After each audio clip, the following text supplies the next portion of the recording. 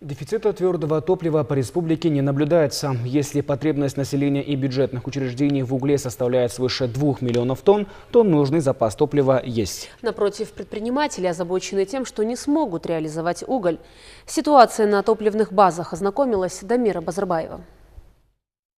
Сейчас мы находимся на одной из столичных топливных баз. Здесь харакичинский уголь стоит 3–3,5 тысяч сомов за тонну, Шабыркуль свыше 4 тысяч сомов. Со слов продавцов, твердого топлива достаточно. Однако здесь практически нет покупателей. Видимо, многие уже успели запастись углем.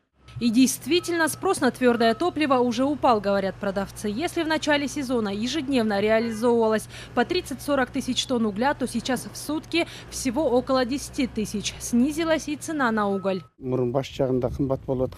Месяц назад тонна каракичинского угля стоила свыше 4 тысяч сомов без доставки. Сейчас примерно 3,5 тысячи. На складах есть и местный каракичинский уголь, и казахский, Шабыркуль и Караджара. Сейчас в основном покупают мешочники. Без работы стоят и доставщики угля. В день совершают максимум 1–2 рейса. Порой и вовсе простаивают. Здесь рады каждому клиенту.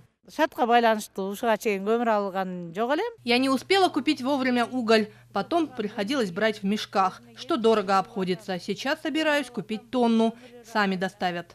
Общая потребность в твердом топливе по республике составляет 2 миллиона 330 тысяч тонн. Половина из них предназначена для населения. Почти 900 тысяч тонн уже заготовлено и реализовано. Для бюджетных организаций потребности 246 тысяч тонн, а фактически поставлено 195 тысяч тонн. Это составляет более 90%. Обеспечение ТЭЦ города Бишкек местным углем. Договор был заключен на 600 тысяч тонн, а фактически выполнено более 350 тысяч тонн на сегодняшний день. Это поставлено. В настоящее время стоимость 1 тонны угля в Бишкеке и Чуйской области варьируется от 3 до 4 тысяч сомов. В Волжской и Джалабадской областях до 8,5 тысяч. Цены, скажем так, в Каракуле до 4,5 тысяч, а в Нарыне где-то около до 3,5 тысяч. Самый дорогой регион на сегодняшний день – это Баткенская область. Это связано с тем, что там добыча ведется подземным образом, подземным способом. И, соответственно, себестоимость добычи этого угля в пределах 5–6 тысяч.